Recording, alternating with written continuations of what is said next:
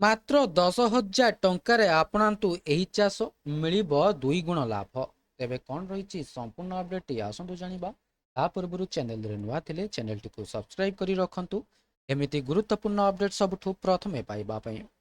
ଆଜିକାଲି ଚାଷ କରିବାର ଶୈଳୀ ସମ୍ପୂର୍ଣ୍ଣ ବଦଳି ଯାଇଛି ଏବଂ ବର୍ତ୍ତମାନ ସ୍ମାର୍ଟ ଫାର୍ମିଂର ଯୁଗ, ଯେଉଁଠାରେ କମ୍ ନିବେଶରେ ମିଳୁଛି ବିପୁଳ ଲାଭର ଗ୍ୟାରେଣ୍ଟି। ଯଦି ଆପଣ ମଧ୍ୟ ପାରମ୍ପରିକ ଫସଲର ପୁରୁଣା ଢାଞ୍ଚାକୁ ଭାଙ୍ଗି କିଛି ନୂତନ ଚେଷ୍ଟା କରିବାକୁ ଚାହୁଁଛନ୍ତି, ତେବେ ଏହି ଖବର କେବଳ ଆପଣଙ୍କ ପାଇଁ।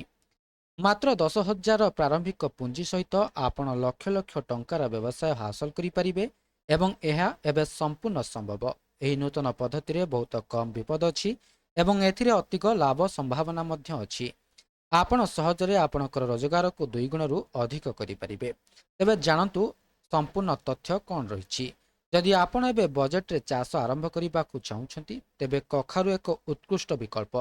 ଏକ ବଡ଼ ଏକର ଜମିରେ ଚାଷ କରିବା ପାଇଁ ଖର୍ଚ୍ଚ ମାତ୍ର 8,000ରୁ 10,000 ଟଙ୍କା ମଧ୍ୟରେ। ସବୁଠାରୁ ଭଲ କଥା ହେଉଛି ଯେ ଏହି ଫସଲ ମାତ୍ର 50 ଦିନ ମଧ୍ୟରେ ଅମଳ ପାଇଁ ପ୍ରସ୍ତୁତ ହୋଇଯାଏ, ଯାହା ଚାଷୀମାନଙ୍କୁ ସେମାନଙ୍କର କଠିନ ପରିଶ୍ରମର ଫଳ ଶୀଘ୍ର ପାଇବାକୁ ଅନୁମତି ଦିଏ।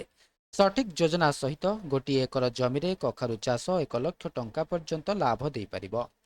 କଖାରୁ ଫସଲର ପ୍ରାରମ୍ଭିକ ଖର୍ଚ୍ଚ ବହୁତ କମ୍ ଏବଂ ରୋଗର ଆଶଙ୍କା ମଧ୍ୟ ବହୁତ କମ୍। ବର୍ଷ ସାରା ବଜାରରେ କଖାରୁର ଚାହିଦା ରହିଥାଏ, ଯାହା ଫଳରେ ଏହାକୁ ବିକ୍ରି କରିବାରେ କେବେ ବି କୌଣସି ଅସୁବିଧା ହୁଏ ନାହିଁ। ଧାନ ଏବଂ ଗହମ ତୁଳନାରେ କଖାରୁ ଚାଷ ଆଜିର ସମୟରେ ସବୁଠାରୁ ଭଲ ଏବଂ ଶସ୍ତା ପଦ୍ଧତି, ଯାହା କମ୍ ଖର୍ଚ୍ଚରେ ଅଧିକ ଲାଭ ଦେଇଥାଏ।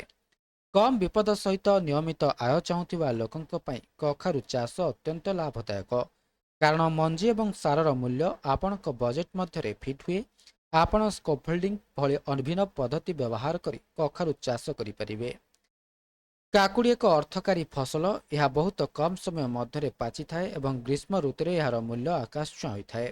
ମାତ୍ର 10,000 ଟଙ୍କାରେ ଆପଣ ହାଇବ୍ରିଡ୍ କିସମ ବୁଣିପାରିବେ, ଯାହା ସାଧାରଣ ବିହନ ଅପେକ୍ଷା ବହୁତ ଅଧିକ ଫଳ ଦେଇଥାଏ।